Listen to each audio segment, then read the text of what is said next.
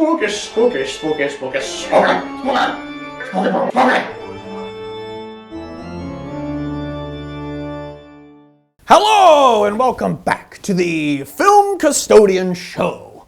Welcome back to the garage. As you can see in the background, I have some lights because it is spooky time here. It is spooky.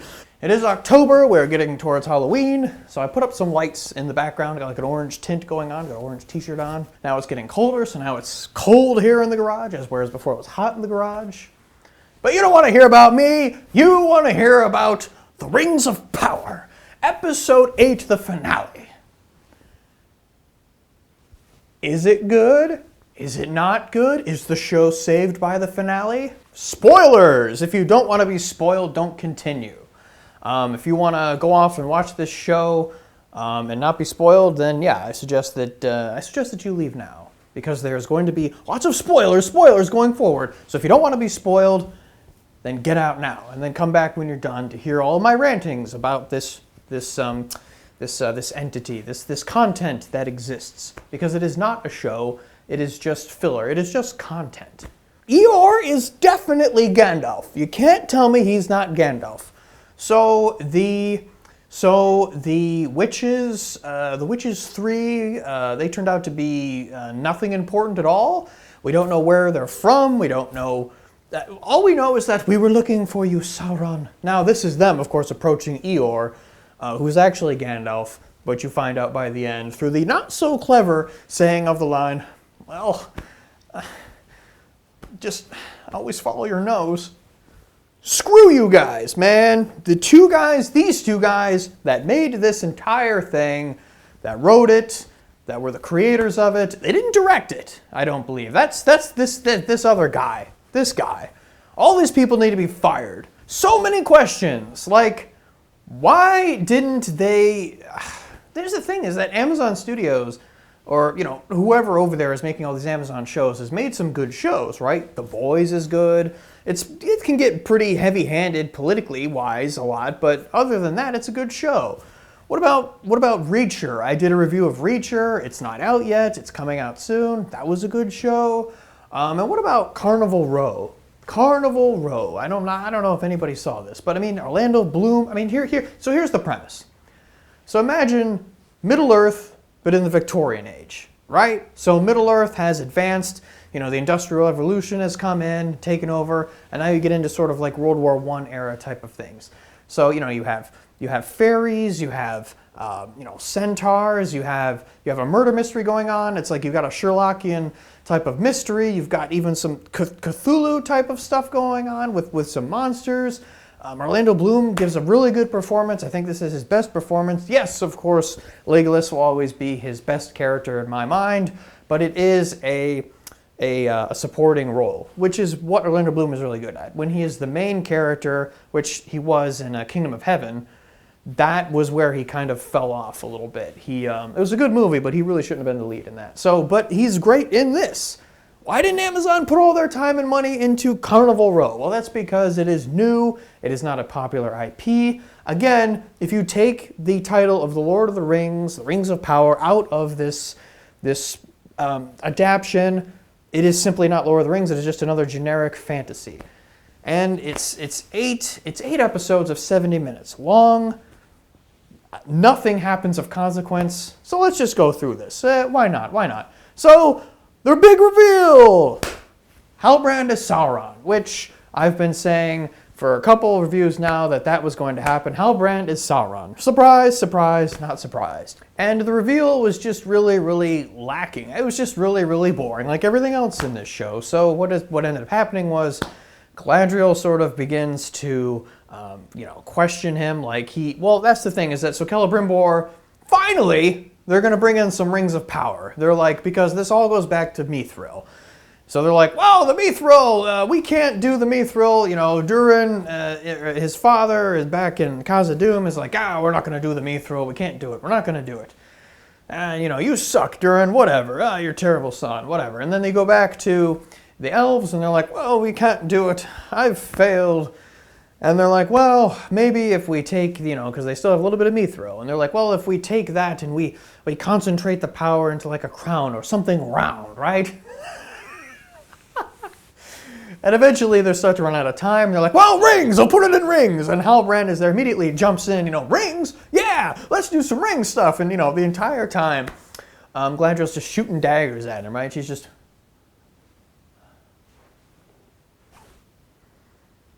I'm watching you, something is up.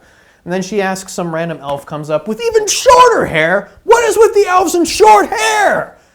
The elves are terrible in this adaptation, man. They just have long hair, be regal, be stoic, have like a godliness and angelicness about them, but they simply don't have it. I mean, look back at these shots. Look at Galadriel in Lord of the Rings and in The Hobbit. She is beautiful. She is regal. She just, the way that they frame her, right? They went through a bunch of trouble in Lord of the Rings to always have a light shining right into the actress that plays Arwen, right into her eyes. So there's always light in the back of her eyes, right? To give her that, that beauty, that mystery, right? And they don't have any of that. They're just there. They got short hair. They're kind of slumped even. They didn't do any kind of school or anything. That's the other thing too. In Lord of the Rings, everybody had like a cultural school to learn how to be an orc or an elf or a dwarf or a human, whatever. They all went to school to learn the languages, to learn how the cultures act around other people and each other, to learn the languages, again, like, the elven languages and the dwarf languages, and to just know how to act differently as a culture and how they fight even, because it's all character, right? The elves fight differently than the dwarves fight differently. The humans fight differently than the dwarves, etc., etc., etc. Everyone's just kind of doing a thing. You don't get a sense of that at all. So anyway, they're like, well, if we take the mithril and we put it in the thing and, blah, blah, blah, whatever. What was I saying? Galadriel, she's like, you, go there and find me the line, find me, when was the last king of the Southlands or whatever. So that's how they find out. They get the list of like the bloodline that goes down, like, oh, this king, this king, this king, and she confronts him out by the river. Well, actually, she gets all mad and then kind of wanders off, and then he kind of follows out by a little pond area. Like, what? It's just an awkward setting to begin with. They go over there, and she's just, there hasn't been a king in 1,000 years, and then, that's when he's just, well, I go by many names, and I'm just like, oh, no! So, yeah, it was just very, very corny how they did it, and then they kind of go into her mind, and then it was weird, and then she ends up back in her memories. If you remember from the first episode, you probably don't remember because there's nothing memorable about it. You go back to the first episode, and she's with her brother.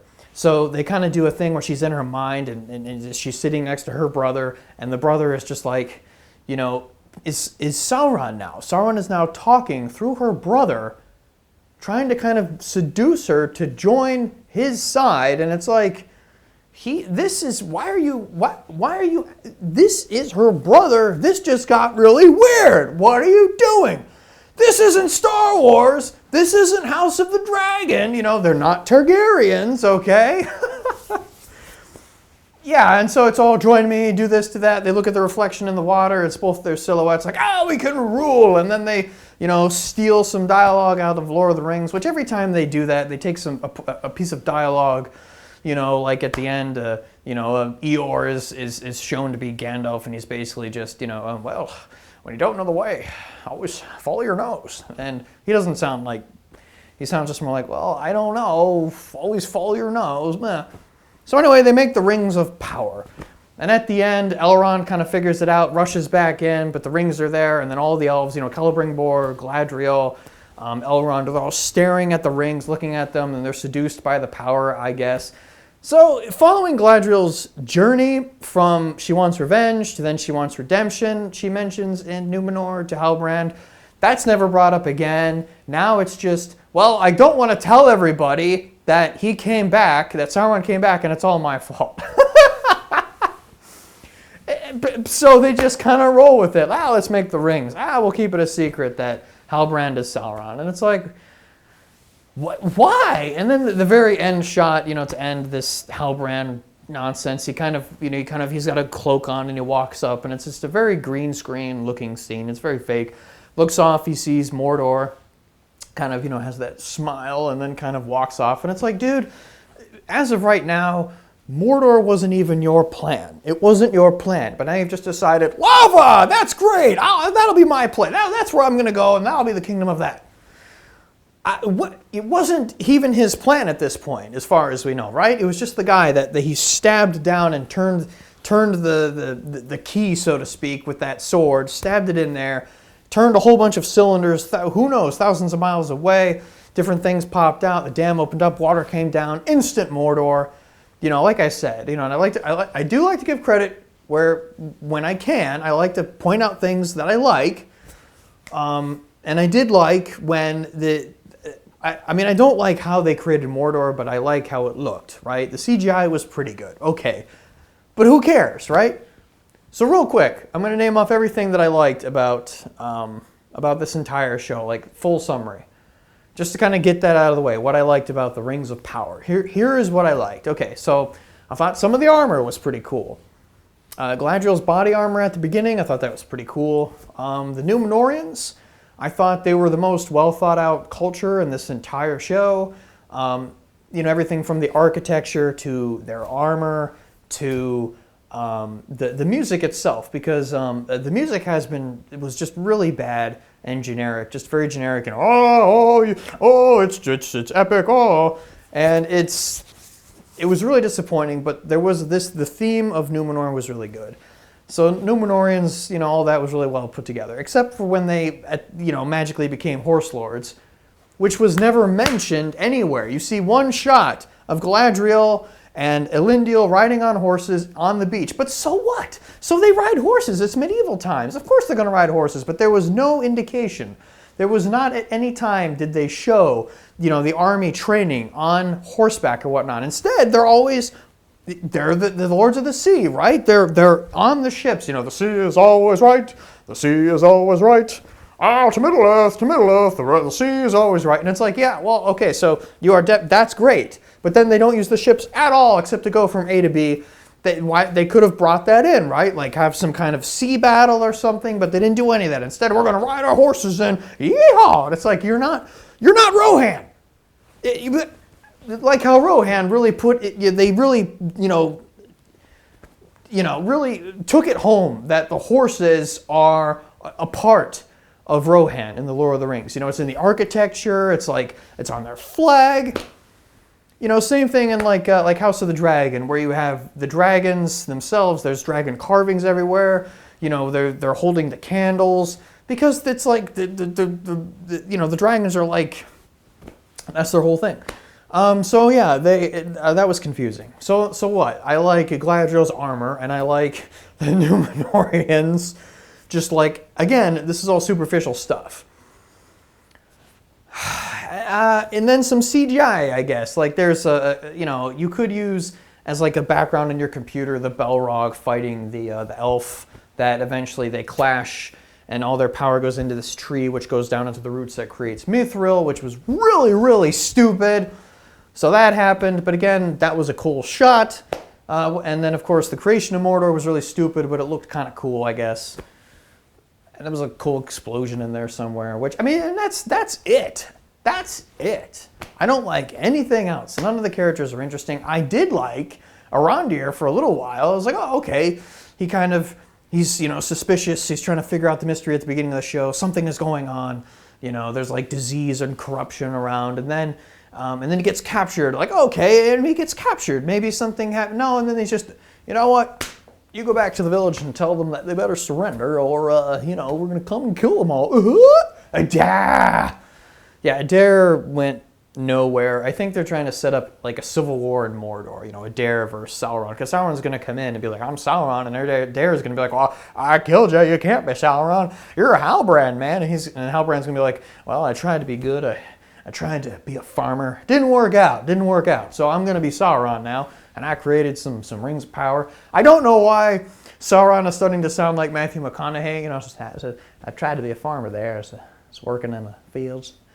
Just really tried to, I was like, all right, this is great. My death has been faked. I'm just going to go off and be a farmer now, living in a desert and wastelands and whatever. And I guess I'll be a Sauron again. So why not, So Rings of power. Wow, all right. Mordor, you're down in the desert. Let's get this going.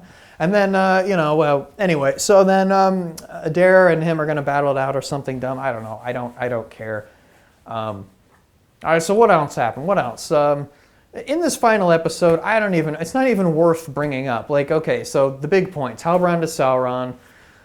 Meteorite Man is not Sauron. He is Gandalf. And the reason that we know this is because at the end of his whole thing, it's like he's going to go off with Nori, which that still bothers me that she has a dwarf name. It doesn't make any sense. But anyway, so she's, so Gandalf, Eeyore, I'm just going to call him Eeyore still. So Eeyore is like, well, which way do we go? Where do we go? And she's like, well, I don't know. I don't know where to go. And he's like, where are you going to go? And he's just like, well, I guess, it was something to the effect of, well, always follow your nose. And it's like, okay, that's something Gandalf says. There's nothing clever about it.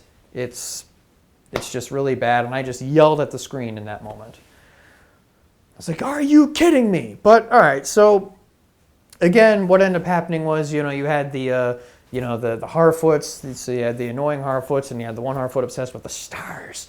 And they're going to go rescue Meteorite Man, right? So they're going to go, they find Meteorite Man, but then the witches find him as well.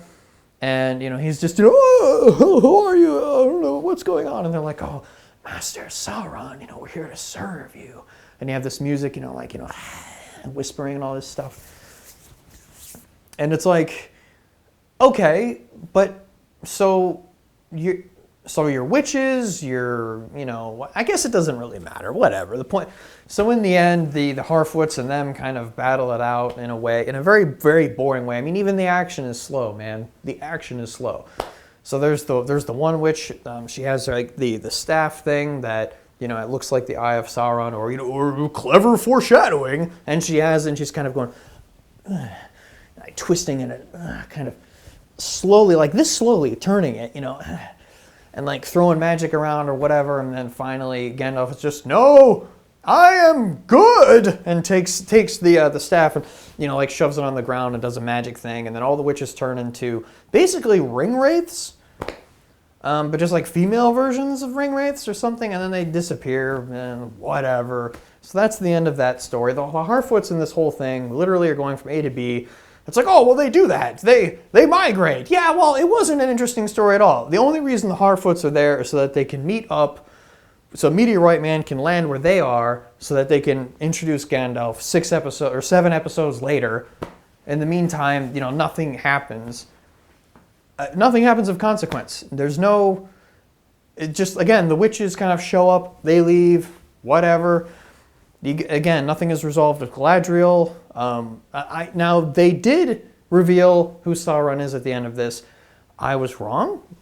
I'll admit it. Okay, I was like, they're not going to do that till the end of season 5. They'll make us wait. They'll make us wait because that's what they do. That's what J.J. Abrams does. That's what the mystery box does. Here's a mystery, and it's the only reason it's the hook that keeps you coming back, right? The hook that keeps you coming back.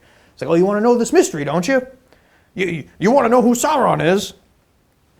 Well, no, not really. I mean, oh yeah, and so Isildur, some call him Isildur, I don't know, whatever, but I'm just going to say Isildur! He's still back at the burning village, the house fell on him, he's still under there somewhere. Elendil and everybody else, the Númenóreans, sail back to Númenor. They do leave like a garrison behind, I guess, for whatever reason. So they sail back. They all think Isildur is dead. They return home to Númenor to find out that the king is dead, and now there's going to be some trouble there or whatever. Who cares? Yeah, so Isildur is like, so that wasn't resolved. Arondir and Brandywine, I still can't remember. Brodwyn, I guess, is her name. They're not even in this episode. They were barely in the 7th episode. They're just back at base camp or something, hanging around. I don't know. The kid, I don't know what happened to the kid. The kid who's obsessed with the sword. Oh, I guess he's just back at camp. Right. He's just back at the camp. So the big reveal was that they were going to make the Rings of Power. The Rings of Power, and nothing happened. It was just, here they are. And then at the very, very end, roll the credits. Now let's assume for a second you haven't seen Lord of the Rings and you haven't read any of the books. a song starts playing where it's, it's the poem, right? It's, 3 rings were made for the elves or whatever, and so many rings were made for the dwarves, and so many were made for the men. And it's like, we didn't see any of that. We didn't see any rings made for dwarves or men. So the fact that you're singing a song about it now is just going to confuse the heck out of the audience that doesn't know anything about Lord of the Rings. This is their first exposure to it. If it is your first exposure to it, that is very unfortunate, because this is just bad, okay? So it's not, you haven't read any of the books, you haven't seen any of Peter Jackson's 6 movies, you know nothing about it except maybe like some memes or something like that. You're going to be really, really, really confused. Like, what do you mean? What? This doesn't make any sense. Not that the rest of it makes any sense. It's just so darn boring.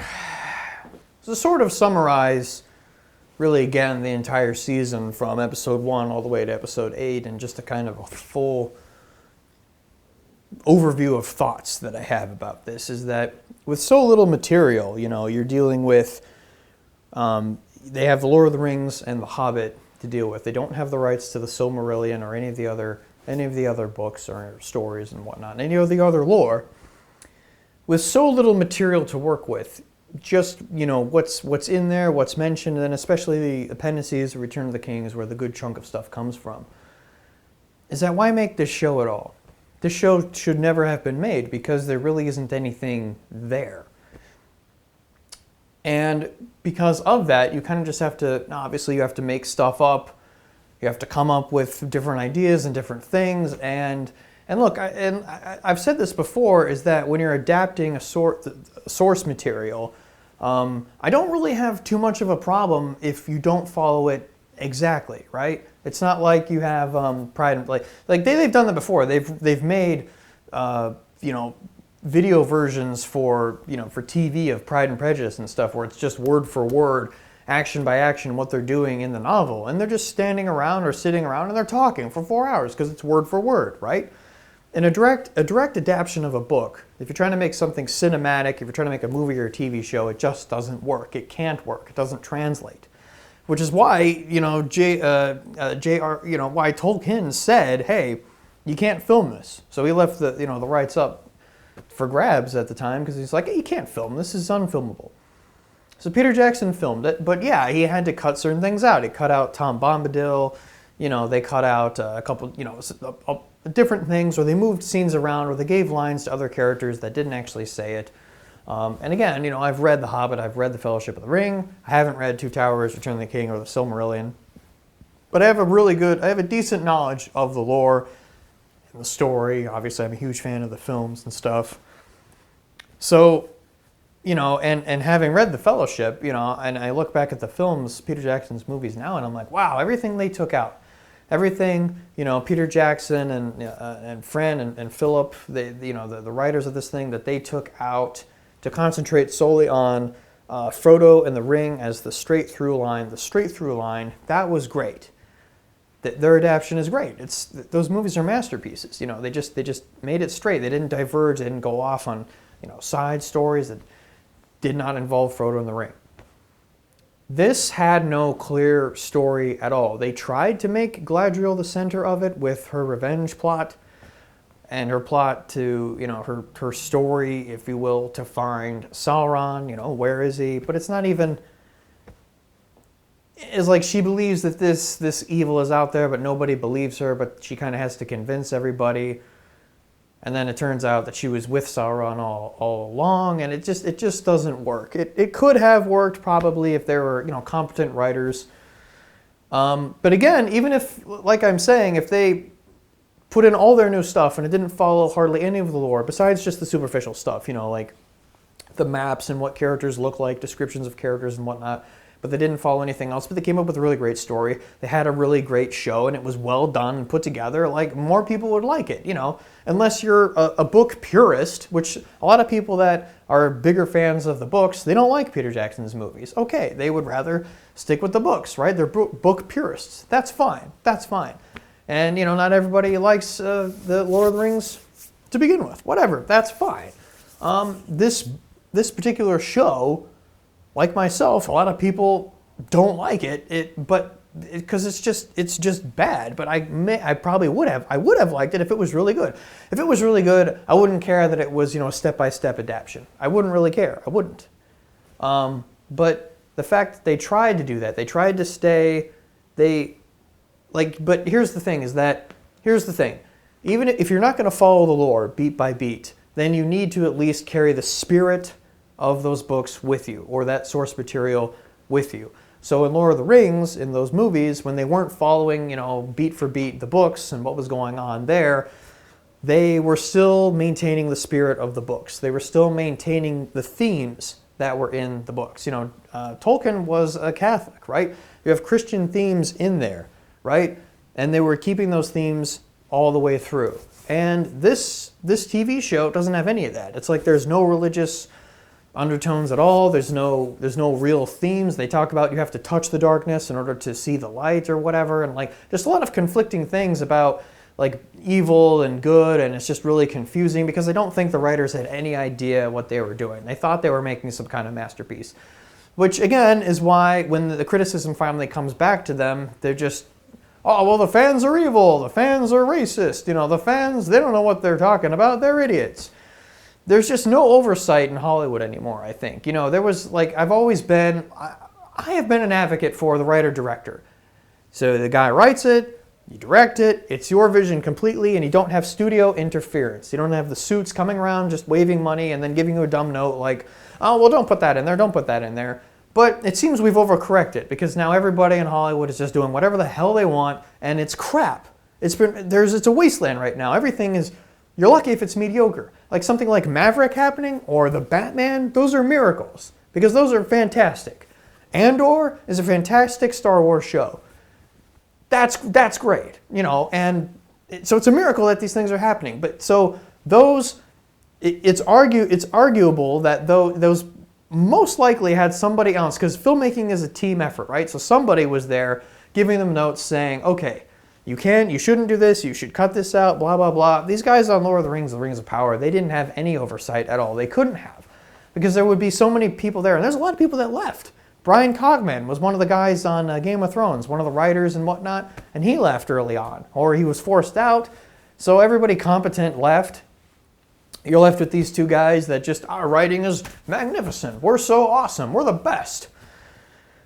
And, there's just so many speeches in there about, they think are great speeches about hope and, peace and love and whatever. And it's like, no, they just all fall flat. It's just a lot of nonsense. And so that's just sort of the state of things. So they need to immediately fire both of these guys, Payne and McKay, or they need to fire them both. They need to, and then just cancel the show. But they're not going to cancel the show. I think they're already rolling cameras, or they're going too soon on the second season. But they need to do a correction, a course correct. They need to fix Galadriel. They need to, get rid of certain, the Harfoots just need to go away. I mean, maybe if it's just Nori and, discount Gandalf, or bum Gandalf, Eeyore, let's just call him Eeyore. And yeah, cut down on your stories. You don't need that many characters. None of them really have any connection anyway. Because again, I don't think they had any end game. It's just a mess. And it's like peeling an onion. You just keep going and you keep going, and it gets stinkier and smellier the further you get. Right? And, hey, we need to tell the truth. We need to tell the truth. We need to stop saying, we need to stop giving excuses for why things are bad. We need to stop rationalizing things because it's, we're comparing this show to The Lord of the Rings, which are masterpieces. And obviously this show isn't going to be as good as The Lord of the Rings. It can't be. So you really can't compare. You can't criticize the show for not being as good as that. It's like, well, that's not an argument. You can still make a good show in spite of the Lord of the Rings movies. So yes, are they going to be as good as those movies? Maybe they could have. Why not? Is it likely? No. Even Peter Jackson tried to replicate his success with the Hobbit trilogy, and he failed. The Hobbits I think are good movies. I enjoy them, but they are nowhere near the quality and just the masterpieces that are Lord of the Rings. So, don't even try. Don't even try. Do your own thing. And the Rings of Power, they tried to do their own thing, but also they tried to bring in, some of the Lord of the Rings. Like I said, they have John Howe, who did the designs and whatnot to try to keep continuity of designs. and architecture and aesthetics and stuff like that. So they tried to bring in film fans, the movie fans of Peter Jackson's films, and then try to bring in book fans and then create something, but they ended up with just a mess with no clear direction, no clear plan. It's just boring, and it's bad, and everyone involved needs to be fired. They need to fire them, and so that this doesn't keep happening. But they're not going to learn their lesson. Instead, they're just going to blame the fans. You know what I mean? It's like, how many times can fandom be toxic, right? So it's like, oh, Star Wars fans are all toxic, Star Trek fans are toxic, Game of Thrones fans are toxic, now Rings of Power, now the Lord of the Rings fans are all toxic. It's like, yes, you're going to have trolls. Yes, you're going to have, jerks on Twitter and the internet and whatnot. But like, you can't just generalize, well, they don't like it, so screw them, they're all idiots. How dare they? How dare they? No, you need to listen to the criticism. You need to listen to the fans that are saying, hey, you're screwing up. I mean, we're the audience. You and me. We are the audience. We are the ones watching the shows, watching to pay the movie, to watch the movies in theaters, paying to buy the tickets. So them attacking us, attacking the fans, attacking you makes no sense. It makes zero sense, but that's what they do. It's just the level of narcissism and whatnot. I don't know. It doesn't make any sense. So, whatever. And again, look, if you get something out of this show, if you just want to, like, some of the praise that I've heard is just, well, it's not that bad, or, well, I like it for what it is. Like, fine, you're allowed. If you get something out of this, you get some value out of this show. You just want to go to Middle Earth, or you actually like the Harfoots. Ugh, I hate the Harfoots are terrible. But yeah, like, whatever, man, you do you, okay? That's, whatever. But my opinion, it is bad. The show is it's just frustrating too. It's a very frustrating show because there's so many things they could have done to make it better. There's so many things that they did wrong. They just did all the wrong things. So it's really frustrating. It just makes you really angry. Yeah, so it's just really, really bad. I really don't like it at all. I'm not going to recommend it ever. Anyway, so, all right. Please like and subscribe if you enjoy my rantings. Check out my other videos about the Rings of Power. I review House of the Dragon, I review Game of Thrones, I review some Star Wars stuff. Check those out. Please, if you enjoyed this video, leave a like, subscribe. It doesn't cost you anything. It just takes a second. Just click the button. Also, if you're not sure if I've uploaded any new videos, go to your subscriptions section on your phone. It's right there at the bottom. Click on your subscriptions, and then look for the blue dot next to the Filmist Universe icon, and that shows that I've posted something new. All right. Thanks for sticking with me through all these rantings and all this Rings of Power torture. I'll see you next time. Bye.